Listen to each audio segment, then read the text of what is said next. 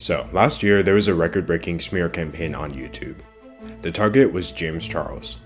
Fast forward to today, and that smear campaign has backfired, like a complete 180. James Charles is thriving more than ever, and the three people behind the campaign are all dealing with karma for trying to take him down. One did it out of jealousy, the other for business reasons. But this video is about the one that did it to teach him a lesson, and how that lesson wound up changing the course of not just YouTube, but her entire life.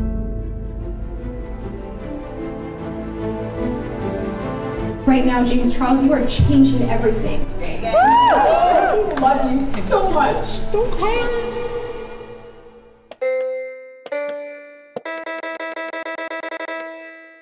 Hi and welcome back to me talking about whatever I want. Today I want to talk about Tati Westbrook.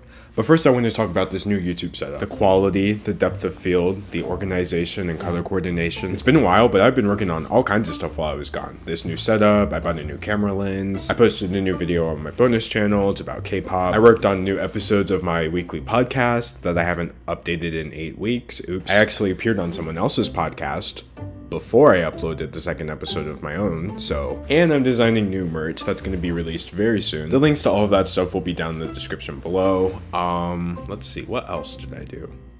Oh yeah, I passed 1 million subscribers. Thank you so much for all of the support. I literally couldn't have done it without all 1 million of you, and this is actually getting really heavy. I'm gonna go ahead and put this down. Okay, yeah, that was an arm workout that I did not ask for. The support, of course, is coming from my last 2 videos, which are the first 2 in a 3-part series that I'm making about Dramageddon, also known as that beauty community drama that you keep hearing about with, yeah, it's a lot. The first video was about Jeffree Star, everyone's favorite habitual liar. The second video was about Shane Dawson, the world's most disingenuous empath, which is probably the nicest way I can word that without getting demonetized. And this video is about Tati Westbrook, who is nowhere near as bad as either of them, but in my opinion, even more interesting. Now, Tati Westbrook was the most public part of this whole Dramageddon thing, with her video Bye Sister getting 50 million views last year, before she removed it, because it was a James Charles hit piece. We're basically just gonna look at how this whole thing wound up getting wrapped up. But first we're gonna look at this ad read, because I didn't make any money on my last video and it got 10 million views, so I kind of need to. Today's video is sponsored by Mischief. Basically, Mischief creates and drops stuff. Like, a lot of stuff. A lot of really weird stuff. And if you're into my channel, you're probably a fellow connoisseur of really weird stuff. Behold, the Jesus shoes. Mischief created and dropped $1,400 sneakers filled with holy water from the River Jordan. Yes, really. They don't work, said a guy drowning. Mischief doesn't just create and drop quirky luxury items though. They also have plenty of free digital drops, like their font, Times Newer Roman, which is 5 to 10% wider than Times New Roman. It really adds up when you're writing a paper. Mischief drops either go super viral or sell in minutes, but they also have plenty of secret drops, like Mischief Mag, a quarterly magazine about, well, causing mischief online. Mischief drops something new every 2 weeks, and out of the over 25 they've had so far, no 2 drops have ever been the same. They never repeat or restock, so you need to download the Mischief app so you never miss a drop and get access to the secret drops. It also has a chat feature, so go tell them they look great today. Get the Mischief app for free in the link in my description today, or go to mischief.com/D'Angelo. That's mschf.com/D'Angelo, or search MSCHF on the App Store. Now let's get back to the video. So this video I'm doing is going to be in like 3 main parts. In the first part, we're going to look at Tati Westbrook's apology video and the timeline and events that she's talking about in that video and how annoying it is. Then in the second part, I'm going to do like a deep dive into that video that she's apologizing for, her 2019 James Charles hit piece. I'm going to look at the effect that video had on her, James Charles, us, YouTube as a platform. This thing set records, it changed the way we interact with YouTube drama, and YouTube itself, the company, got involved in a really unprecedented way, so that's interesting. And then in the last part of this video, I just kind of want to wrap up this whole series, since this is the final part of a 3-part series. A couple things have happened since my first 2 videos. A couple of interesting responses from certain people. Now, without further ado, allow me to present the Tati Westbrook video. So my subscribers showed up for me.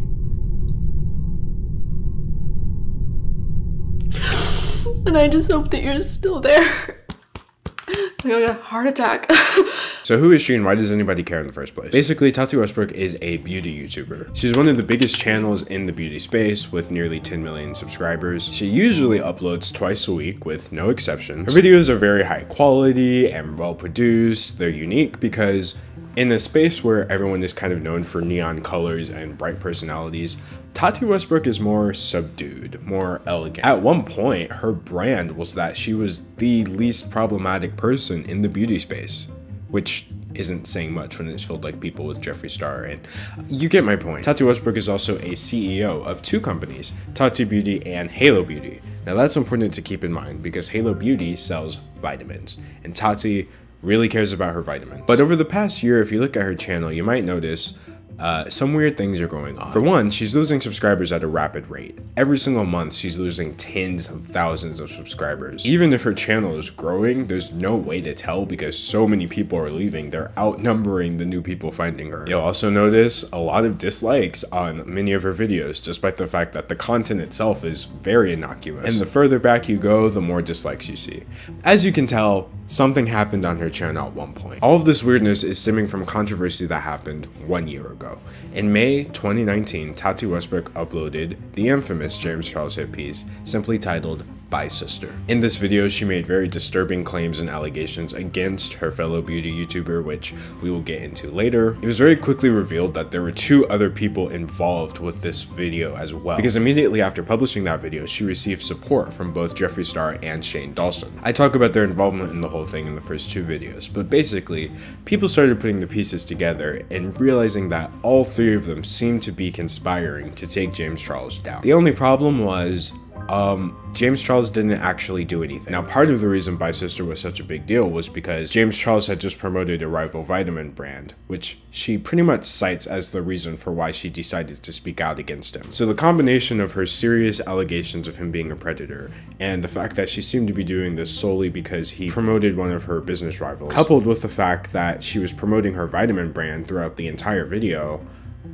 it turned out to not really be a good look for her in the end. And then once it came out that the claims of him being a predator weren't even true, yeah, she pretty much lost all of the support she got from that situation. After people realized that the video was completely unfounded, Tati started to lose favor. Because Tati was technically the only one who had put out a video, even though Jeffree Star had claimed that he was going to as a follow-up to hers, they let Tati take the fall for the entire situation. Both Shane and Jeffree distanced themselves from her publicly. Jeffree Star went on a podcast and very directly put all of the blame for the situation on Tati Westbrook. Because everyone wants to make me you ruined James Charles' career. No, Tati did and uploaded a 40-minute video about him, and she should have never uploaded that. But she did. And for some reason, James thinks that me and Shane tried to ruin his life and orchestrated the whole thing. Like we fucking care. Now, accusing Tati for being the sole one for trying to ruin his life was completely unfair, since Jeffree Star was the main one calling James a danger to society. Now, 1 week after Jeffree Star blamed her so publicly, Tati stopped uploading. 2 months after she announced her break on Twitter, Tati was still missing in action, but that's when Shane Dawson came forward and blamed her as well. This was all in his infamous "Welcome to the Circus" statement, which would be all too familiar if you happen to see part 2 of the series. Did I tell her to make a video? No. Did I have any involvement in the video? No. Did I orchestrate it? No. To be clear, this was also quite an unfair thing to do to her because Shane Dawson was also supporting her very publicly after the Bye Sister video, therefore lending credibility to her. So because they both distanced themselves from her like that, Tati's reputation was in shambles and people were solely pinning the blame on her for the entire Bye Sister situation. And understandably, she wasn't very happy with that. Shane's statement was clearly the final straw because 2 days after it, she posted a cryptic message on Twitter, followed up by another one, and then finally, an announcement that she would soon be returning with a video. And that video came out June 30th, 2020 at 12 p.m. Yep, it was that video. You're fake crying. You are fake crying. You are fake crying. That is not real. Oh my God. So I briefly mentioned it in the last part, but now we're finally going to take a look at Tati Westbrook's video, Breaking My Silence. Now, if you sort through all of the emotional manipulation and outright lies in this apology video, there are actually some very serious claims. I think it's a good idea to look at the root of what she was saying first, and then I can point out how ridiculous it is. Now, her video is 40 minutes long, and I have a lot of stuff I want to talk about in this video other than her weirdly warm color balanced apology, so I'm just going to go ahead and compress her main points into A very quick rundown. It's worth noting that Jeffree, Shane, and Tati all made similar videos, but Tati's was the worst received, and it currently has more dislikes than likes. At least I'm assuming it was the worst received because Jeffree Star disabled the likes on his. So who knows how much he had. I like to think it's a 100% dislike bar, but that's just my imagination. So here are Tati's main points. She starts off by saying, she was actually coerced into releasing By Sister last year. I've lost over a year of my life terrified of social media and terrified of speaking up against the people that used, coerced, and manipulated me into uploading my video in May of last year. She then claims that she and James actually made up after the fact last year, and she publicly apologizes to him for uploading the video. We apologized to each other, forgave each other, and agreed to wait patiently until it was safe for me to share my story. She then says that she never lied in By Sister and that she never called James a predator, which was the main accusation coming from the video, by the way. I was very worried and heartbroken, but I did not lie in that video. I never called James Charles a predator, and I never said that James Charles was a danger to society. My video was not made with any malice. Next, she squashes the idea that this all happened because of the vitamins, and instead directly blames Shane and Jeffree for her uploading the By Sister video. While I was definitely upset that he had accepted a sponsorship from the biggest rival to my brand, Halo Beauty, I did not make my video because of vitamins. I made it as a result of all of the poisonous lies that were fed to me by Shane Dawson and Jeffree Star. And she tries to distance herself from her association with Shane and Jeffree. She said the only reason she hung around Jeffree, even though she knew he was problematic, was because she thought she could change him. And she claims that she had no idea about Shane Dawson's old content and actions because she didn't look into him properly. I knew that Jeffree had had a lot of drama in his past, but when he came to me, he presented himself as someone who had changed and was trying to be better. I saw his pain and I felt that I could be a positive influence. I didn't know much about Shane Dawson. I wish I had researched him better. I wish I had watched his old videos. I wish I had educated myself and I was aware of his earlier content. All I knew at the time was that Shane Dawson was the most adored documentary filmmaker on YouTube. After that, she explains that Jeffree Star would constantly tell her really disturbing things about James Charles, which she didn't really believe until Shane Dawson showed up and started echoing the exact same things to her. I was told there were a lot of victims that were going to come forward to destroy you. Jeffree sent me what he claimed was an audio file from an alleged victim and told me to listen to the pain in their voice. Shane said that James Charles was a monster and that James Charles was hurting minors. She directly contradicts their assertions that they had nothing to do with the video, and instead claims that Shane Dawson actually offered to work on the video himself. Shane Dawson didn't just know about my By Sister video. He offered to help edit it. He even offered to design the thumbnail and help title it. Finally, and what I think is probably the most important part, she admits that the rumors and claims were unsubstantiated and no evidence came forward. After a few days of Jeffree fanning the flames on Twitter, no victims appeared as they had stated would happen, and no evidence came forward as they stated would happen. She outright finishes it by saying Shane and Jeffree conspired to take down James Charles because of jealousy and business reasons. It's now my opinion that Jeffree and Shane were both bitterly jealous of James Charles's success. Jeffree resented that so much of his business was centered around his biggest rival, and Shane did not like that James Charles wanted to make a documentary. Neither of them were happy with standing in his shadow on YouTube anymore. And it's also my opinion that Jeffree and Shane needed James marginalized and out of the way for their November launch of the Conspiracy Palette along with Shane's merch. At the very end, she accuses Shane and Jeffree of defamation and then issues legal threats to everyone involved. In early May, when Jeffree went on a podcast and denied responsibility for his involvement and placed blame on me, it was both cowardly and defamatory. Last week, when Shane issued his statements about his involvement in all of this, I also perceived them as cowardly and defamatory. As for everyone else involved that did anything underhanded or defamatory over the last year, I am still well within the statute of limitations for bringing a civil action to seek recovery for my damages. And that was pretty much the video. Thank you for listening, and I hope this clears up enough for you to feel like you can forgive me. So basically, it's a catch-22 of taking no accountability for your actions whatsoever. Jeffree blames Tati, Shane says he has nothing to do with it, and then Tati blames both Shane and Jeffree. Now, I've already talked about how I feel about Shane and Jeffree trying to pin the blame on her in the previous episodes, but now I want to talk about how Tati Westbrook was pretty much lying throughout this entire apology through her teeth. So, Tati's assertion that she was coerced into uploading the Bi Sister video sounds like something that could be true, especially when you take into account Jeffree Star's history with blackmailing people and manipulating them. But Tati here is banking on the fact that you probably haven't seen Bi Sister in a while,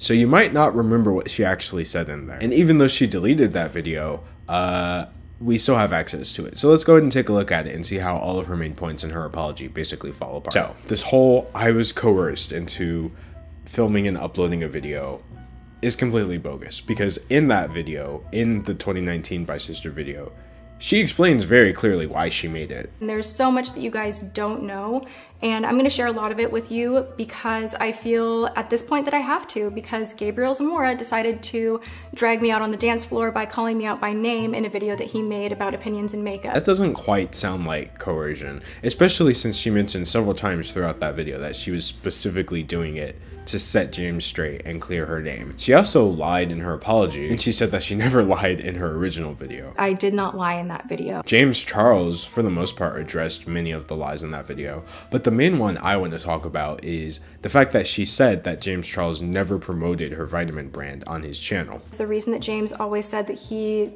couldn't promote Halo on his channel and really do, like, you know, heavy endorsement was because he has a teenage audience and it would just be inappropriate. My best friend Tati, she's launching something new on Halo Beauty. Super proud of her. By the time this video is out, it'll already be up, so go check it out. Promo for Tati, love you the most. Two of the following statements are real claims made by the original Halo Beauty booster supplement. Oh! Which are the real ones? Can I just say I love you guys for putting a Halo question in there. I just received my package from Halo Beauty. This is Tati's brand new brand. I did not tell Tati that I was buying these, but I did pay for these myself because I just wanted to support her, and I'm so happy. I know she's getting a lot of backlash on this, which is making me so mad because I know she's worked so hard on these. That's just observably untrue. And the video is filled with all kinds of half-truths like that she uses to make James look like the worst person ever. Now, this part to me in her apology was weird when she claims she never called James a predator. I never called James Charles a predator, and I never said that James Charles was a danger to society. Yeah, I guess she didn't, but at the same time, she literally said this. Oh my God, you tried to trick a straight man into thinking he's gay yet again, and somehow you're the victim. You know, it's really disgusting to manipulate someone's sexuality, especially when they are still, you know, emerging into adulthood and don't quite have everything figured out. You are using your fame, your power, your money to play with people's emotions. You're threatening to ruin them. You're threatening to embarrass them. And you're doing that to have them behave sexually in your favor, even if they're straight. And you know what? That's not okay. You were talking in detail about things you wanted to do to the waiter. And when I said, James, he's straight, your response was, doesn't matter, I'm a celebrity. So freaking gross. And then she goes on an Instagram comment at the time and says predatory behavior should always be called out. So basically my question for her is, if you didn't call James a predator, then what else do you call somebody who uses their power and influence and money to coerce other people into doing actions they don't want to do? Because that's literally what you accused him of doing in the video. Now, the whole "it was never about vitamins" thing is a little ridiculous because in her apology video, she actually contradicts herself. I'm not sure if she caught that. I did not make my video because of vitamins. 12 seconds later. James Charles's Sugar Bear Hair sponsorship and all of the drama that had kicked up afterwards, that was just my breaking point. What I want to know is, why was the vitamin sponsorship the breaking point and not all of this disturbing stuff that you thought James Charles was doing to minors? That's a lot. My video was not made with any malice. And the whole idea that there is no malice in her video is ridiculous because she sets up Shane and Jeffree's involvement in it as being completely negative and motivated by jealousy. Which, by the way, I completely believe it was. But then she frames her involvement as not being motivated by the vitamins that she mentions for longer than she talks about anything else in that video. But instead about the fact that she wanted to help James. So when you pair up with my #1 competitor, it's embarrassing to me. Is it gonna crush my business? No. but it's embarrassing, and you know that. I would say there's so much malice towards James in that By Sister video that Tati is treating him harsher than she's treating other people. It's a horrible thing to tell a person like, hey, it's sunshiny outside, don't feel bad about whatever you're going through. And I always like to tell people pain is pain, and yeah, at some point you have to feel it, express it, release it, and then set it down and move ahead. 1 minute, 37 seconds later. How entitled do you have to be to think that you have it rough? You are a 19-year-old millionaire. You do not get to wake up and, stress out about how unfair your job is. Like, that's just so ridiculous to me. I'm gonna be honest, having watched her 40-minute apology multiple times and then rewatching By Sister multiple times, which is also 40 minutes, I only really saw one claim from her apology that I could verify as being true from watching By Sister. And that was the fact that Shane Dawson and Jeffree Star probably were sending her stuff, because she does mention that. The behavior that I don't think I can even talk about, like the DMs that I'm getting and the things that I'm hearing, are so gross that I don't think that I can protect that, and I don't think I can help that, and I have to let this go. I believe that she did believe the things that Shane and Jeffree were sending her, so I'm not gonna hold her responsible for truly believing that James Charles was this kind of person, because it seems like she did, especially when you consider the fact that Jeffree Star has successfully made other people believe that about James as well, like Blair White. So my conclusion is pretty simple. Did she get manipulated into believing things? Yes, absolutely. Did she get manipulated into the act of filming a 40-minute video in which she doesn't even talk about those things and she instead drags James for a bunch of other stuff that has nothing to do with it? No, how could you possibly get manipulated into doing that? That was a choice. And I find the fact that she can't take some accountability for it to be kind of pathetic. Now, before we go forward with this video, I want to give a rundown of exactly what happened in 2019, right after Tati uploaded By Sister. And instead of going with Tati's teary-eyed version of events, let's take a look at what actually went down. So, Tati's video was initially taken as the gospel true, despite there being no evidence. If you look at it, you can see the like to dislike ratio was surprisingly good for it to have 50 million views at the time. Just hours after she put that video out and people didn't really know whether it was true or not, James Charles released an apology in which he didn't contradict anything she said. It honestly made him look super guilty, and it was pretty bad. This was exacerbated when shortly thereafter, Jeffree Star started posting on Twitter that everything Tati Westbrook said was true, and that he has even more scathing evidence that James Charles is a danger to society. James Charles went radio silent, and then Tati Westbrook posted a video called Why I Did It. In this video, she stood by all of her points, but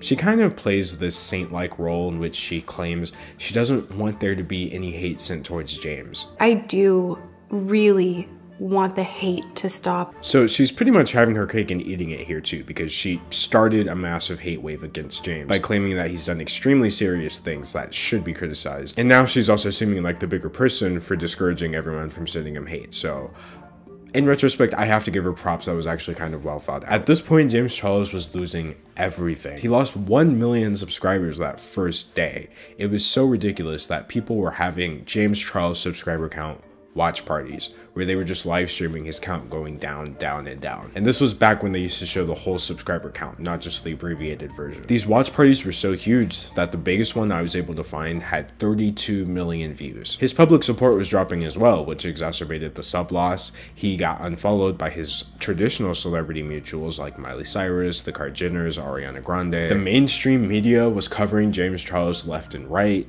which in retrospect is ridiculous because all that happened was that someone made a YouTube video about him. I'm not just talking about entertainment-focused publications like Cosmo or Entertainment Tonight. I mean international mainstream media like the BBC, NBC, CNN, etc. But just when it kind of seemed like everything was one and done for James Charles, he pulled the biggest Uno reverse card in the history of YouTube. 10 days after Tati's scathing video, James Charles drops a much more scathing video called No More Lies. In this video, he offers a systematic rebuttal to pretty much every single one of Tati's points, but unlike her, he actually has screenshots. And yeah, it wasn't looking good for Tati. So once the world realized how ridiculous we were being for just believing this vitamin lady solely because her video was very professionally presented, yeah, we kind of stopped doing that. Public perception swung back in James's favor, and people waited to see if Tati Westbrook had anything to say about it. And she didn't.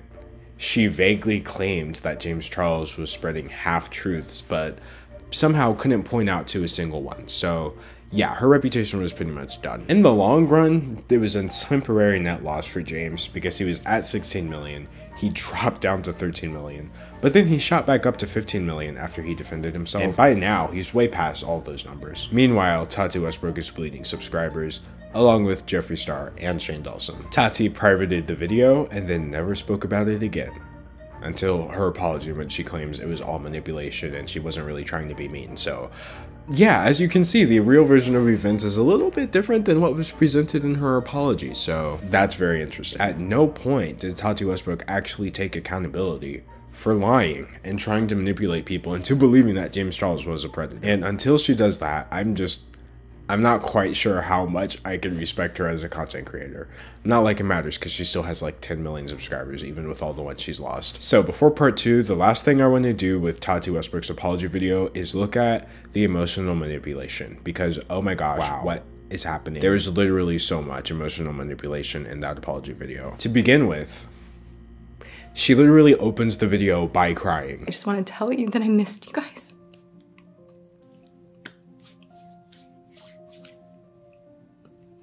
A lot. She's acting like she's been gone for so long, but I looked and there was only 7 weeks between that apology and her latest normal upload, so I've literally taken breaks longer than that. Even if she really was that broken up about it, I still find it quite disingenuous to put a clip of you sobbing to start off your video in which you're trying to take accountability for your actions. It's like a very cheap appeal to pathos.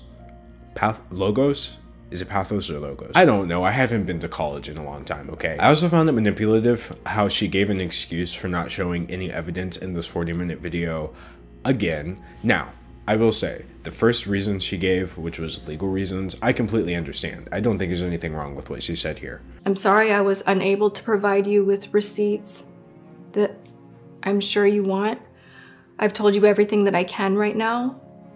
The remainder will be handled privately, or at a time that I choose to speak publicly on it again. Then she goes with the whole, there are bigger problems route. Our world seems to be falling apart all around us, so the last thing you need me to do is fuel more hate by releasing my receipts and voice memos. This is manipulative because it shifts the blame onto the people asking for proof. Now, we seem like bad people for daring to ask for some screenshots when there are bigger issues in the world. But that's ridiculous because there are always bigger issues than any issue. There are bigger issues than the bigger issues. We can focus on more than one thing at a time. Even when she directly apologizes to James, she still makes excuses for her actions by claiming she is apologizing for allowing herself to be manipulated. James, I am so sorry that I allowed myself to be poisoned and weaponized against you. I'm sorry that I bought into any of their lies. Believing those lies and allowing myself to be gaslit into making that video is one of the biggest regrets of my life. There's nothing necessarily wrong with allowing yourself to be manipulated. That just means you're a victim. So she's apologizing for being a victim. And I'm sorry that she's a victim of manipulation too. That probably is the worst feeling ever. But if you can't apologize for your actions, then why are you apologizing at all? James, I apologize for uploading that video. I should have known better than to fall for their lies and manipulation, but in the end, I failed. And instead, I allowed Shane and Jeffree to put a wedge between our friendship. I also find it weird how she frames herself as a victim and kind of a Jesus figure when it comes to her and Jeffree's friendship. My intentions with Jeffree were good, but I was a fool for thinking that I could ever help him become a better person. Wanting to help someone become a better person is a pretty noble reason for sticking around them, but it doesn't explain why you're publicly hyping them up and using your platform to associate with a known racist. I mean, Jeffree's makeup is literally in the background of her Bye Sister video. For some twisted sense of civic duty, I thought it was my responsibility to stay in Jeffree's life and try to help him become a better person. Her argument is basically, I'm such a good person that I had to stick around this terrible person. I even tried to get him involved with my favorite charity. Her main takeaway, or I guess her main lesson that she learned, is not to allow yourself to be manipulated. But what does that have to do with her actions once again? I appeal you to please take something from my hard lesson learned and be careful who you let influence your decisions. What you see in the media online and what you hear from friends is not always the truth. Do not allow yourself to be manipulated into doing harm in the name of justice. In fact, even the manipulation excuse gets a bit flimsy when she reveals a little too much. She says that she chose to upload that video even though she suspected that it might make James Charles hurt himself. The night before posting my video, Bye Sister, I texted Shane sharing my concerns for James Charles, that he was out of the country on the high floor of a hotel and I was afraid for him hurting himself. Shane texted me back and said that I should not be nervous about the 50th floor, that James Charles was a narcissist and that he would never do that. You know, going forward with something that you think might cause a friend, former friend, any kind of friend to end their life, just because Shane Dawson said it was okay, does not mean you're not at wrong in that situation. I just think it's a good thing that nothing did happen to anybody involved. I don't want anybody to wind up in the news, but that's really disturbing that she thought that was going to make her seem better somehow. And then I debated talking about my last point in this whole manipulation part, but there's too much crying in that video, okay? I'm sorry, I had to say it. Maybe I didn't.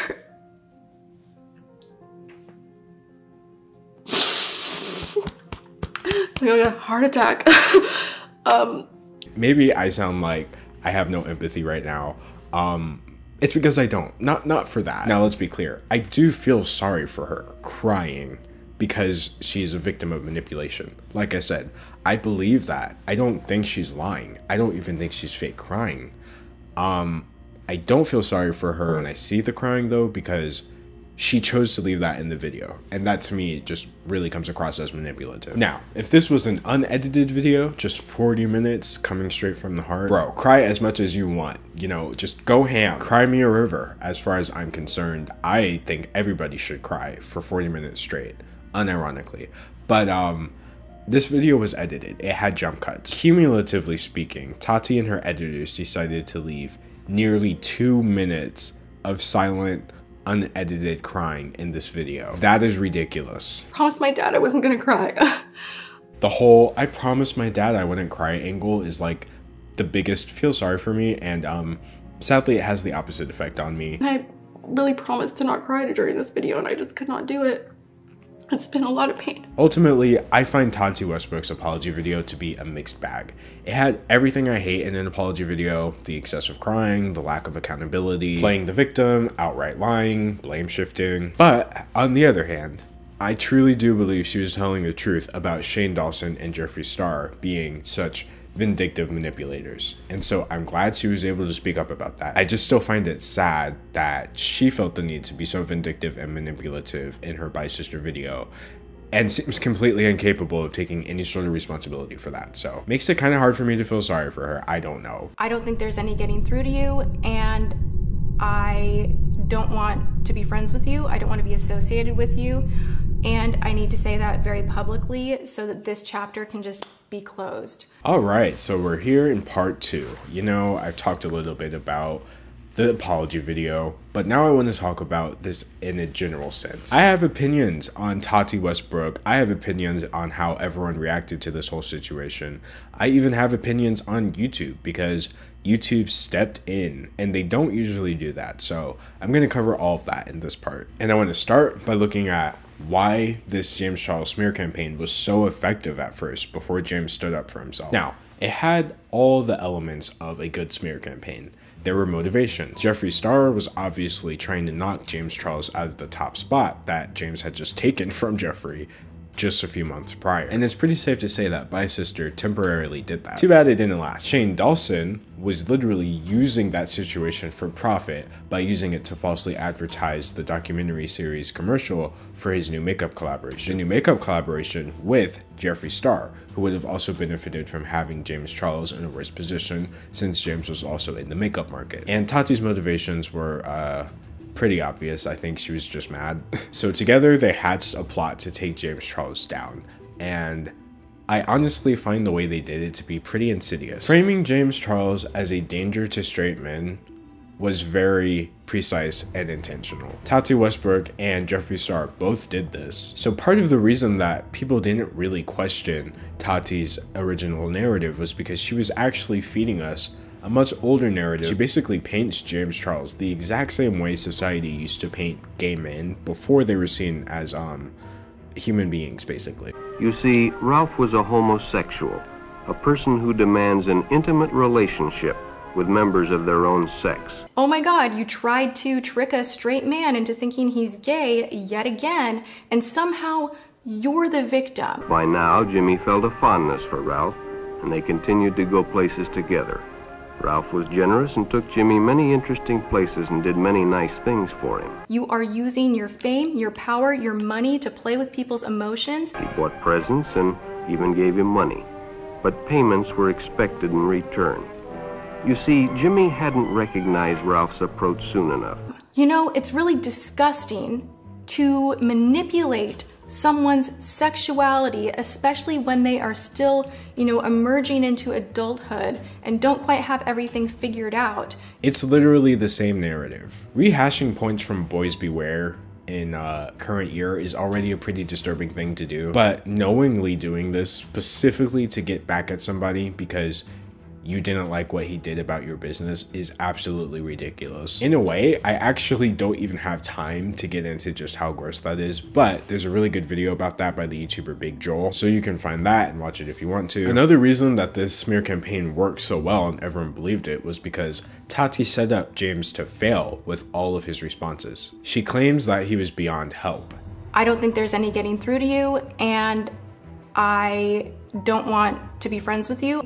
This person is someone that I absolutely loved, cared for, and would have spent all the time in the world protecting. But he's just too far gone at this point. And as simple as a statement as that is, that actually made it seem like everything he did from that point on, he was just guilty, trying to make us believe that he was innocent. When in reality, he was literally innocent, just fighting back against rumors that he was guilty. I mean, surely Tati knew that people believe the first thing they hear, especially if the source sounds credible. That's how similar things happened with Slazo or Spoctor. After that, this greedy, unremorseful predator narrative was all it really took for people to start recontextualizing every single thing that James Charles had ever done. Now all of a sudden his relationships with his fellow teenage friends were predatory. Now all of a sudden the collaborations that he did with real life celebrities were motivated by greed. Suddenly everyone was justified in finding him annoying. Now I know Tati Westbrook apologized for this, so that's good, I guess, but I really feel that people don't talk enough about the effect that this had on James Charles. I mean, he said point blank that it sent him into a dark place. I'm so glad that you have that friend group, because Me too. Especially during your last whole scandal thing, if you didn't have that, that would have been so difficult. If I didn't have that, I would be dead right now. I'd say that not even being dramatic, I don't think I would have made it through everything that went on without them being with me and making sure that I was okay, and waking up in the middle of the night to check on me every 10 minutes to make sure I didn't literally do something dangerous. And the fact that Tati Westbrook published this video knowing that it had the potential to do that is something I think she should catch a lot more flack for. Anyway, I think the fact that people were so willing to believe Tati at first says a lot about society. Unironically, I for one had to confront my biases in a pretty direct way after that, and honestly maybe it was for the best. Alright, so now that I've looked at why the James Charles smear campaign was so effective on people, I want to look at why it was so effective on YouTube in the algorithm. After all, racking up over 50 million views before Tati got rid of it, it was literally one of the highest viewed call-out videos of all time. And when videos get a lot of views on YouTube, people do what they always do, which is start making extremely similar videos. Basically, Tati Westbrook accidentally started the trend of the 40-minute expose.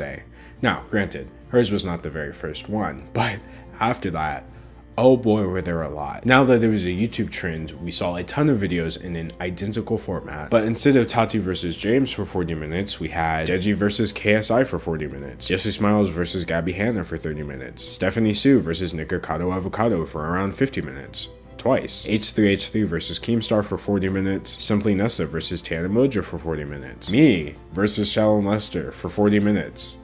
Twice. Yeah, it was kind of a lot. Even the thumbnails for these 40-minute expose videos are similar. This format of video got so popular that people started turning it into a meme. Now it's a joke that if you mess up online, someone's gonna make a 40-minute exposed video about you. Last year during his beef with his brother Deji, KSI said on Twitter, imagine making a Tati version 2 video and thinking I'm gonna reply. 40-minute exposed videos are the new diss tracks. That's actually funny though, because he literally did reply for over an hour. So when he said 40-minute videos are the new diss tracks, he wasn't just talking about in terms of disrespect. He means that there are literally statistical anomalies in the algorithm.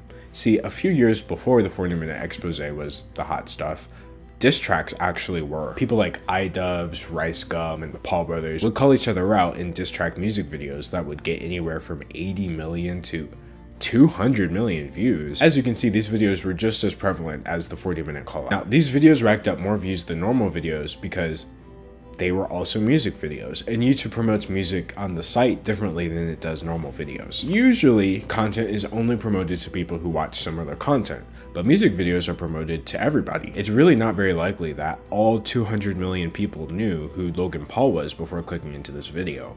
All they knew, and all the algorithm knew, was, hey, this is a music video, I like music. Now this trend has slowed down a bit, as these diss tracks have fallen out of favor, obviously, and YouTube makes subtle tweaks to its ever-elusive algorithm, so you can't quite achieve the same level of success. YouTube started pushing people to make content longer than these short-form videos. And then, that's exactly why Tati wound up doing so well. You may have noticed, but YouTube content in general has just kind of gotten longer. Longer videos get more views because people click into it more than once to watch it in parts, and they do better in the algorithm because longer videos mean people are watching it for longer, aka spending more time on your channel, which makes your channel perform better. YouTube wants you to spend more time watching YouTube. See, look, here are the analytics on my bonus channel where I only upload 10-minute videos. As you can see, in total, people have spent 3 million hours watching my content, which equates to about 340 years. A few of my videos there do really well, but for the most part, they just perform at the average you would expect from a channel that size. Now compare that to this channel we're on right now, where I post much longer videos, and as you can see, I have a total of 11 million hours of watch time. That's a whopping 1,200 years. So the potential for views on this channel is much higher than it is on my other channel, and that's why my last 5 videos all have more views than I actually have subscribers. It's part of the reason Shane Dawson was so successful when he came back with his documentary episodes. It's the reason creators who make really good short-form content like Gus Johnson still pepper in a really good longer video every now and then. All this to say, Tati Westbrook accidentally cracked the YouTube algorithm, and from a nerd's perspective, I just find that to be incredibly cool. But guess who didn't think it was very cool at all? YouTube themselves. Now, YouTube is a pretty laid-back company. They're hands-off for the most part, which I appreciate, and I'm not just saying that because they send me a check every month. For the most part, YouTube lets the community take care of itself, so even when creators on the platform do really bad things, usually the backlash is going to come from the community. But after Bisister, YouTube decided to step in. The Bisister controversy was the worst PR fiasco that YouTube had to deal with since Logan Paul wandered into a specific forest that one time. Like I said, it was getting worldwide press coverage. People who didn't even watch YouTube were hearing about James Charles and Tati Westbrook, and that's not really a great introduction to YouTube, now is it? And this was actually different than the Logan Paul video, because interestingly enough, Logan didn't lose any subscribers for that controversy. It's actually something I'm going to touch on in my 2-part series about the Paul brothers.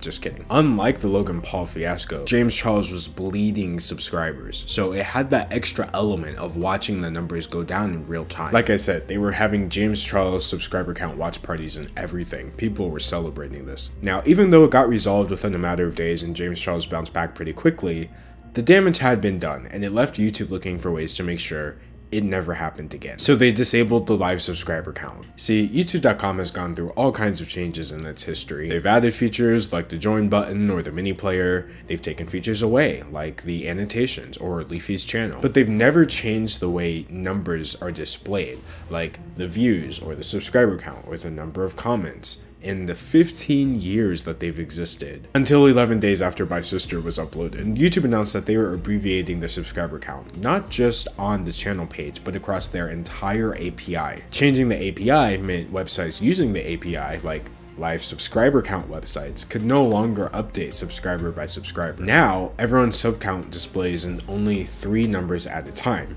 So if you have like 1,360,000 subscribers, for example, it's only going to show the first 3 numbers, 1 through 6, so you have 1.36 million. And because of that, that means my subscriber count is not going to go up until I have accumulated over 10,000 subscribers. And somebody in the double digits of the millions like James Charles, now he's not going to show any subscriber count gain or loss until he has accumulated 100,000 subscribers. In other words, there's just nothing to watch. Even when people are in the process of losing a ton of subscribers, the count just stays there until the unexpected time when it goes down by 100,000. Now, YouTube of course claimed that they were doing this merely to achieve a consistent look across the website, but that certainly doesn't explain why they had to go and change the API itself. In fact, the live subscriber count is still counted. I can see it in my analytics. So it's not like YouTube stopped counting it, they just stopped sending it out to the other websites. Overall, I think this was kind of a sad update personally, because I still have footage from seeing the rush of getting that one subscriber that pushes you over the edge into a new milestone. But ultimately, I guess it worked out for YouTube because there are no more of these watch parties. And on top of that, the fact that there are no more of these means I think people are unsubscribing less. Shane Dawson's an example of somebody going through a similarly sized controversy. He has lost over 1 million subscribers in a month, but James Charles lost that on the first day. And James didn't even do the most egregious things he was being accused of. So the last major thing that YouTube did as part of their cleanup was asking Tati Westbrook to remove the video. Now, I'm just getting this straight from Tati. She actually claims that YouTube is the one that asked her to take it down because it wasn't a good look. I only privated my video at the request of YouTube because YouTube said it was a bad look for their platform. I, for one, am inclined to believe her because all the other changes they made line up with the time frame that she removed that video. She technically would have removed it just a couple days within the announcement of them changing the subscriber count. I'm unaware of any other cases where YouTube asked a creator to take down a video.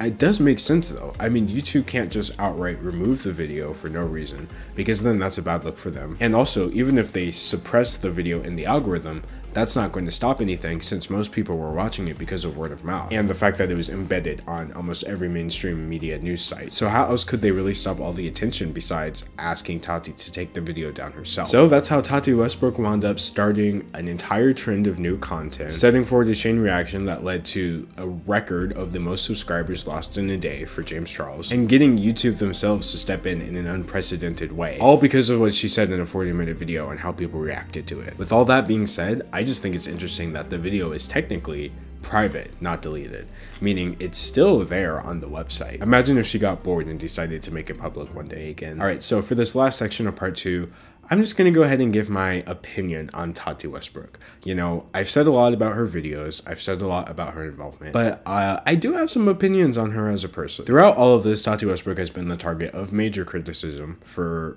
what I hope are obvious reasons. And while some of that is certainly deserved, I can't help but notice the type of criticism that she gets compared to the other two people involved is actually kind of disturbing. So before I say my opinion, I actually want to defend her. First of all, let it be known that Tati Westbrook is nowhere near as bad as Jeffree Star or Shane Dawson. Here's a recap. Jeffree Star is a habitual liar, a self-proclaimed blackmailer. He tried to manipulate other creators into attacking James Charles. He never properly apologized for his extensive history of racism. And he's mean. I know that's a weird criticism, but Jeff is a weird man. Shane Dawson, on the other hand, kissed a 12-year-old on the lips, on camera, got freaky with his pets, on camera, uploaded content that was legitimately harmful by spreading misinformation about mental disorders as well as conspiracies, disingenuously joined the beauty community solely to sell a product, and then immediately leaving and calling everyone toxic, even though he was never actually part of it. I mean, he's done more blackface than makeup looks, for crying out loud. And on top of that, he never uses a tripod. But you know, honestly, I think the dog and kid stuff is probably enough to prove my point that Tati Westbrook's not that bad. See, Tati, on the other hand, has done none of the above. As far as I'm concerned, she just did one thing, which was upload that video. And granted, that thing was very disgusting. What she proceeded to do in that video was terrible, but it was one thing. And according to her, the person she was doing it to forgave her. She doesn't have a history of this stuff. I think that's far different than people who have exhibited a pattern of this behavior, like Shane or Jeffree, and then never showed signs of changing or addressing that behavior. Besides that, I noticed that a lot of the legitimate criticism of Tati Westbrook is mixed in with a ton of ageism and sexism. To be clear, age is an important factor in this whole situation, but ageism is not. In fact, I'm not sure if you noticed, but all the way up until this point, I haven't mentioned Tati's age once. See, I've made the mistake in the past of basing my entire argument around the fact that somebody is too old to do something, but that's honestly not fair because older people are still people and people do really dumb stuff regardless of how old they are. I think we should let them instead of not allowing them any space to make mistakes. So basically, like, drag her for the mistake. Her age doesn't have anything to do with the fact that she did the wrong thing, and her age doesn't invalidate the fact that she was manipulated. She's not too old to fall for somebody coming to her and spreading misinformation and her choosing to believe it. Now, like I said, I still don't think she was manipulated into uploading that video because that's not even what she was talking about in it, so to pretend like that's the reason is a bit ridiculous. But my point still stands. This idea that she's too old to be manipulated is honestly kind of sad. In addition to people fixating on her age, there's a lot of gendered insults thrown her way. I've seen Tati Westbrook get called the B word, the C word, a hoe, literally. I didn't see anybody calling Shane or Jeffrey that, and gonna be fully honest, it makes more sense in their case. Clearly, there's this double standard going on. The gendered insults were so strong that I feel it would be wrong for me to criticize Tati Westbrook without criticizing the people referring to her and holding her age and gender against her. It was all your fault. It was all your fault. Tati Westbrook, a YouTuber in her 30s. It's so embarrassing looking at this. How old is she? Older than myself. I'm also 32, but in her late 30s. Sorry, I need to stop calling her that. It's rude. But she really, I hate her. Everyone criticizing her for things that she can't control is honestly, I don't know, kind of boring. I also think Tati's character got a bit misjudged because a lot of people think she was faking the crying and the drama and all that. But I think people saying that were unfamiliar with her content. I actually went and looked at some of her older videos and she's just kind of like that. I started out this channel because I wanted to reach women, and I knew I had a story, and I knew I had felt really bad about myself in the past. And any secrets or beauty tips or fashion tips that I learned along the way, I wanted to share. Holy smokes. Okay, I can do this. I'm a really big crybaby, that's why I don't do this. I don't believe that she's faking her personality. So basically, my defense of Tati isn't really that she didn't do anything wrong. I'm just saying, if you're gonna drag her, then drag her for what she actually did, not what she can't control. So with that being said, I'm about to drag her for what she actually did. Can someone please tell Tati Westbrook that she is not a Catholic saint? Like, anyone, please tell her that. Tati spent years helping James Charles as he was a teenager, and then the moment he makes somebody else money off of their hair vitamins instead of hers, she drops a 40-minute video in which she makes him out to be some sort of danger to straight men everywhere. Oh, but now she's spiritual. Now the background has warm colors instead of cool colors. Now she's praying for everybody. I've been praying every day over this event. Okay, Tati Westboro Baptist Church, I see the type of person you are. There is a huge power imbalance in what Tati did to James. Like I said, it doesn't matter that she was 37 years old at the time. It matters that she was twice his age, he was a teenager, and he was in a position where she was his mentor. I was always more of a mentor than a friend to James Charles. I was someone he could lean on if he needed advice. To intentionally take advantage of that dynamic and put him in such a terrible position just because you feel a certain way over some vitamins, she should be glad James forgave her because I know I wouldn't. The fact that her mind went there, like, that's abnormal, and at this point I just want to hear her verbalize it, like, at least once. Like, say it with me. Character assassination relying on bigotry is a really weird reaction to a friend making a mistake. Like, please just write that on the chalkboard 100 times. Or I'll call your parents. That's how you know I'm not ageist. You're almost 40, I'm still calling your mom. Besides that, she has no credibility or accountability. Like, honestly, imagine reflecting on a situation for a full year and then still not being able to admit why what you did was wrong. It's like, I guess she was self-reflecting, but instead of using a mirror, she was looking at herself in a brick wall. I don't get why all these people do the exact same thing. Like, there must be something in the water in LA that causes an allergic reaction to accountability. The fact that she can't even admit that this was over vitamins tells me everything I need to know. So many parts of her brand just seem phony now. I mean, even the fact that she's selling us hair and skin vitamins while wearing fake hair and a skin filter, it's weird. I find it strange. Yes, I'm going there. Tati's vitamins aren't going to make me look like Tati because Tati doesn't look like Tati. Now, granted, I'm not discouraging anyone from purchasing her vitamins because I looked into it and they actually seem like a good product. I think she's a good businesswoman. I just also think she'd be looking a little blurry in her videos, you know? In the face. only. It's the lack of pores for me. It's the tape-in hair extensions holding on for their dear life while you're literally selling me products to make my natural hair better for me. But it's not for me. Also, can we please talk about how money motivated this person is? Which, by the way, same. But I think it gets really weird when you start trying to pass it off as a genuine desire to help people. I mean, listen to just how hard she held the fact that she helped James Charles financially over his head as she was attacking him in her Bye Sister video. He was making $90 a video, and because of me and my husband, he was making $2,500 immediately. If anyone ever offered a kickback, we'd say no, put it in James's pocket. Help James. I negotiated another deal, so he had on the side for him that would have given him $1 million. He got a higher percentage, so literally millions in his bank account. That's just like a small sample of some of the things that we've done for James Charles. If you're gonna do that after helping me, then honestly, don't help me. So that was my little roast session on Tati Westbrook. Honestly, I know that was kind of harsh, wow, but she should just be glad I wasn't being as harsh as she was while she was lying through her teeth for 40 minutes straight about a kid over some gosh darn vitamins. I don't know when you'll see me again. Hopefully sooner than later, but thank you for hearing me out, and at some point I'll be back. And I hope that you will be back as well. All right, so in part 3, I just want to look at where the situation left everyone now. Like I said in the beginning, some of them have issued some responses, even some responses to things I said in my videos, and I think it's just interesting to see like the effect that this had on everybody. So to start, I want to look at the effect this had on everyone's reputation. I mean, the Bye Sister hit piece was obviously intended to make everyone's opinion on James Charles change, and it did, but for the better, so kind of a miss for Tati. See, before Bye Sister, James Charles was pretty much just known as being immature and kind of two-dimensional. I mean, his fan base was pretty large, but outside of that, he was pretty much just that guy from YouTube who was always wearing makeup. Before the event, James was mostly talked about in a negative light outside of his channel. For some reasons that were valid, for a lot of reasons that weren't valid. Even the things that he did that were wrong were nowhere near as serious as like predatory behavior. But after Bye Sister, I think James Charles is seen as a bit more mature and a bit more capable when push comes to shove. Obviously, it was a bit rough for him during the situation, but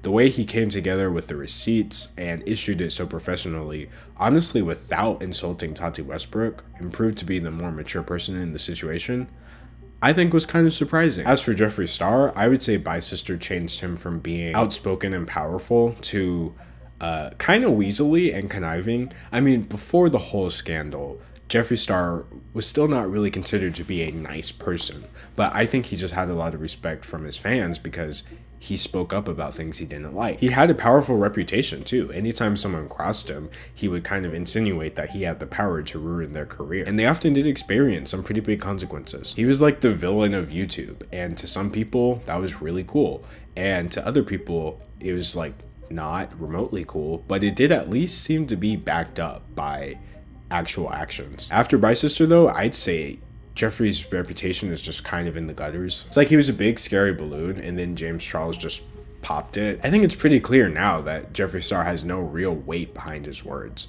So like, if you're mean and powerful, I guess that's cool. But if you're mean and not powerful, then you're just what, like a bad person? The fact that he wasn't able to back up any of his statements about James Charles was probably the single biggest thing that caused people to start looking at the other areas of his life and seeing that he couldn't back those up either. Shane Dawson, on the other hand, Bye Sister changed him from being the internet's golden boy to,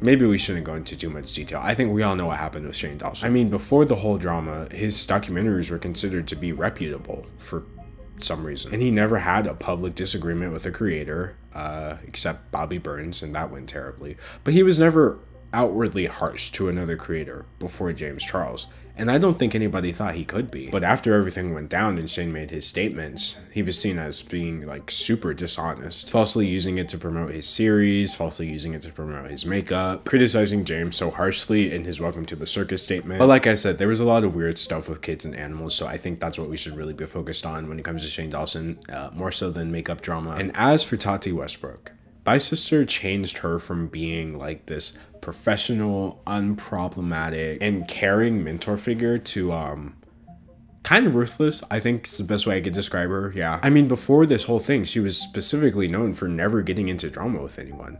And to be fair, she never did. Our last guest has been around forever, but somehow has not had a scandal, so we've got Tati Westbrook. She had a few spats here and there, but for the most part, she handled them in a way that at least made her seem really good. I mean, I really think she probably is a caring person. Her relationship with James Charles definitely seems real to me, at least. And you know, if Tati and James really did reconcile their relationship, like she said they did, that would make me happy. That's probably the best possible outcome. But after Bryce's turn, unfortunately, people now know Tati kind of has a different side to her. And honestly, I think that's just kind of realistic. Now, granted, I'm not saying that everybody in the entire world is going to go, you know, use bigotry to turn everybody against their friend because they didn't like one thing they did. But what I'm saying is, how much can you really expect from somebody? If you're on the internet for 10 years, you're bound to do something. It's just sad that what she did was so serious and had such a negative effect on other people. Even if people recognize that this is not a pattern of behavior for her, I think it's going to be a long time before she's able to kind of shake the reputation she brought upon herself. Right now, if you say Tati Westbrook to the average person, I think we're all just going to see her the way we saw her in the Bye Sister video. Calm, collected, dressed in blue, in an impeccably clean room, and just tearing down one of her closest friends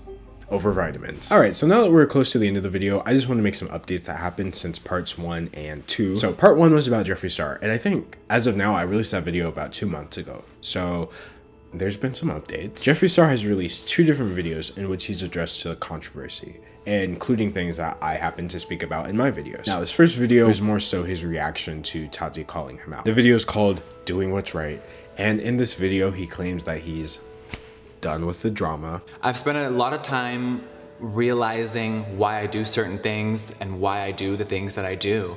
And today, there are no excuses. Today, once again, I will not be exposing anyone. Now, this of course would mark the 3rd time he's claimed this in a matter of just a few years. I do regret sending those tweets. Before fully accusing an individual of doing anything, I need more facts. So moving forward, I want to let you guys know something. I'm done. I am done with the tea, with the drama, and I don't want to be involved in anyone's situations anymore. Fighting with people online and all this bullshit is so unhealthy, and it's something that I'm going to completely stop. I'm not going to feed into it anymore. I am not going to feed the fire of hate with hate. I just think it has to stop. I guess this is becoming an annual thing, so can't wait to see the 2021 version. Maybe his couch will be even uglier. In that video, he also claims that he didn't try to take anyone down, which is observably untrue. I didn't try to take anyone down. I'm not a villain in a movie. This isn't a Netflix series. As there's literally him on the podcast offering to play a voice memo that he claims is incriminating James, so. Is James Charles a danger to society? Is he a predator? If you want, we can pause and I can go in another room and play Banks what I have on my phone, and he can determine if he would have sent the same tweet. Dirt on everyone, and they know to keep their mouths shut. I've never blackmailed anyone in my life. Okay, but this is an update from last time. He actually apologizes verbally to James Charles in this apology video. I would like to personally apologize to James Charles for the words that I've said and for my actions. It would have been great if he hadn't tried to shift the focus off of him and his mistakes and on to victims of injustice, whose names he couldn't even pronounce correctly. Breonna Taylor still has no justice. Elijah McClain has no justice. Now, in Jeffree's second video, since all of this, it's just like a normal video, but I'm gonna be fully honest with y'all, I think he was responding to me. Now, granted, I could be delusional, you know, I've been delusional in the past.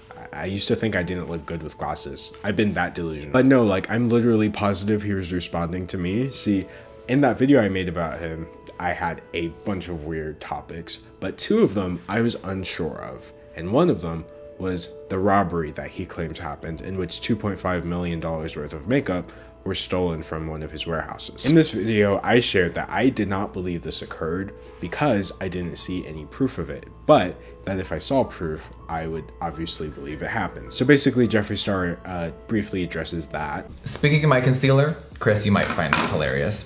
There's someone that tried to say that there's a police report from Jeffree Star Cosmetics that our warehouse and our robbery that we only had $10,000 of things lost. You guys, there was 30,000 units of just concealer stolen and so many other things. Like, it was so horrifying and awful and scary. So for someone to try to like minimize it, like it was a hoax or something, I was like, I have to say that is quite the markup. The other thing I called Jeffree out, but I was unsure about, was that he had multiple conflicting statements about his grandmother's age, to the point where I was just confused. He said her birthday was in 1 month, and then it was in another month. He claimed she was one age, and then she was a different age. So yeah, Jeffree responds to that, of all things. Okay, here's a funny one. You know how I've mentioned my grandma a few times?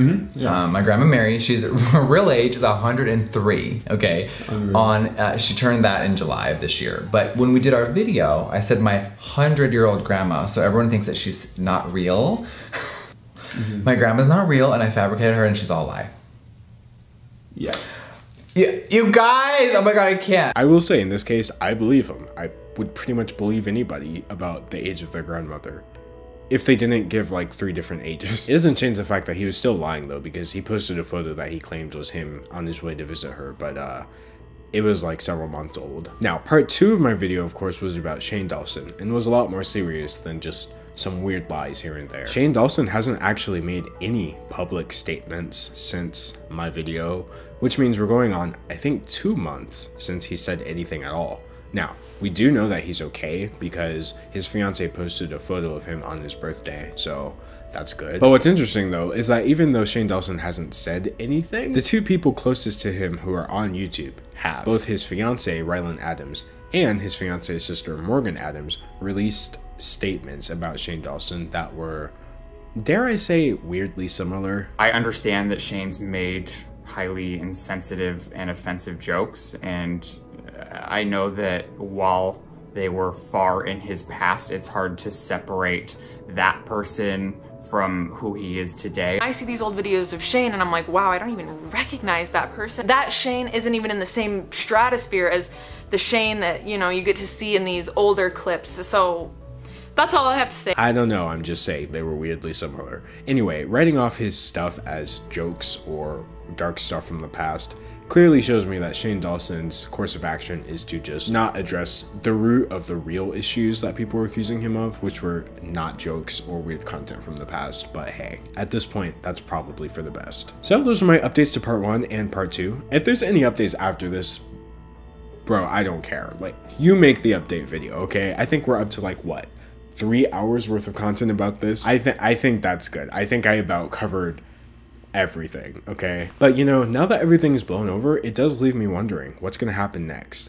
I have some predictions. I think that Jeffree Star is going to be the most unaffected by this entire thing. He's already back on his channel posting frequently like nothing actually happened. And you know, the comments aren't very happy about this for now, but in the future, everything will continue to die down and the people unhappy about it will just stop clicking into his videos. He'll be left the way he always is after a controversy, just surrounded by people who don't see anything wrong with what he did. Clearly there's still a lot of them. His business is probably going to continue to flourish. I mean, he actually got dropped by Morphe, but shortly thereafter released a whole new product, so I have a feeling he's going to recoup the costs. As for Shane Dawson, I think he's going to have the toughest time coming back. He's still laying low, like I said, but I don't believe we're never going to see him again. Now, my personal prediction, I don't think he's coming back this year because that would be really stupid, I think. I believe we might see Shane Dawson sometime next year. Maybe he'll just quietly return.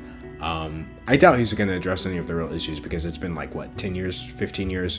Yeah, I think we've got everything we're going to get in terms of that. I have a feeling Morgan and Rylan mentioning him is kind of testing the waters to see what the public perception is. And honestly, some people want him to come back. As for Tati Westbrook, I think she's going to be just fine. She's probably going to return to uploading soon enough. And you know, the comment section on those first few uploads, it's going to be rough, but ultimately I think people are going to see that she doesn't have a pattern of this kind of behavior. She just messed up. Sometimes you gotta take the L, because you were the L, you know what I mean? None of the 3 of them are ever going to return to normal, but they're going to get closer than people think and way faster than people think. Things die down, people forgive or forget, and I just can't wait to see who's next. I think we need to accept that it's probably going to happen again. See, as complex and weird and interesting as it was, what happened is not at all exclusive to the beauty community. This is just something that happens to communities in general. We've seen it happen in the art community, the ASMR community, the gaming community, even the commentary community. Even in a group of just 3 people, there's going to be different dynamics, therefore different reactions and different versions of different events. And because we're dealing with groups of like millions of people, there's no way this is going to slow down anytime soon. On a base level, I think we're like wired to care about drama. Yes, even people who claim that they don't care about it but made it this far in a video about literal vitamin drama. I mean, drama channels catch a lot of flack, but anytime this kind of stuff hits the mainstream, I noticed that all the drama channels' views get a large uptick. Because I think caring about drama just kind of means you care about people, you find them interesting. I mean, getting people to take sides is like the biggest shortcut to a parasocial connection. Think of like Team Edward versus Team the other one from Twilight, or like sports. We want to see people succeed, and by extension we kind of want to see people fail. That's weird, but it's how it be sometimes. And wanting to see people fail is why James Charles lost so many subscribers. It worked so well on YouTube because it works so well outside of YouTube. But you know, we're not the only ones to blame. We're on a platform where this is hardwired to happen again and again and again. I mean, it's like a network. It starts with the biggest creators interacting with each other, and then smaller creators sharing their opinions on that, just creating an infinitely larger number of YouTube comments, and then a narrative starts to form. And then systems in the algorithm come together to string all of these together into a rabbit hole, basically. You're in the Tati Westbrook, James Charles, Shane Dawson, Jeffree Star rabbit hole right now. Like, look in the recommended section. I assure you there's more videos about this topic, even if they're mine. It's the fact that YouTube suggests similar videos together, or the fact that these videos autoplay one after the other. It all just comes together to keep you watching this stuff forever. YouTube has even acknowledged that their systems perpetuate this kind of call-out behavior. The CEO of YouTube herself was confronted with the question. Whole channels are just built now, tearing each other down. So and it just makes me think, what the platform do I want to be part of that is Right. promoting a creator hating another creator? I understand, and And YouTube doesn't have the answer. Despite all their best efforts to change the sub count or take down the videos or do whatever they can, it's definitely gonna happen again. So I guess all we can really do is learn from the situation so we can deal with it better next time. And what I've learned is, oh my gosh, you cannot trust anybody on the internet. Like, just none of them apparently. You probably shouldn't even be trusting me. Let's just pretend that everything I said in this video is fake, and you'll probably be better off than believing me at this point. Well, did I say I was attractive? If I said that, that's not fake, clearly, but you know, use common sense.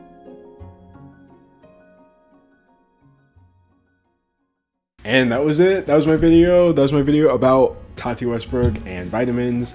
I'm off my script now. Basically, I think it's good that I got that off of my chest. As you can see, I had a lot to say about not just her, not just James Charles, but just this culture in general. I think it's super interesting. Now that we've got the whole official video part out of the way, I just want to say thank you so much for 1 million subscribers. I was kind of playing cool in the beginning, but I was literally freaking out, y'all. I have waited for this thing for so long. So basically, like, where should I put this? Hold on. You know what? It honestly doesn't match the rest of my decor. I think I'm gonna need the diamond one, like the 10 million subscribers. So yeah, if y'all just get me to 10 million subscribers, we can do something, because this is not feng shui anymore. Anyway, I've been putting a lot of work into these videos. I hope it shows. I care about them a lot, you know what I mean? Even though it just seems like petty, stupid stuff, but it's my job. I made it my job, and I love my job. So ultimately, I'm just really, really happy that people are watching the videos now more than ever. And hey, it's a pretty good thing we have going. If y'all will keep watching these videos, then I will keep uploading them. Also, I was actually serious. I am making the next series about the Paul brothers, because, well, have y'all heard about that FBI raid? Or yeah, there's a lot there. You know, I have like more to say, but the words are escaping me. This is what happens when I don't have a script. So basically, thank you for watching my video. On average, probably like 33% of you made it here anyway, so if you did, you're special. If not, who cares?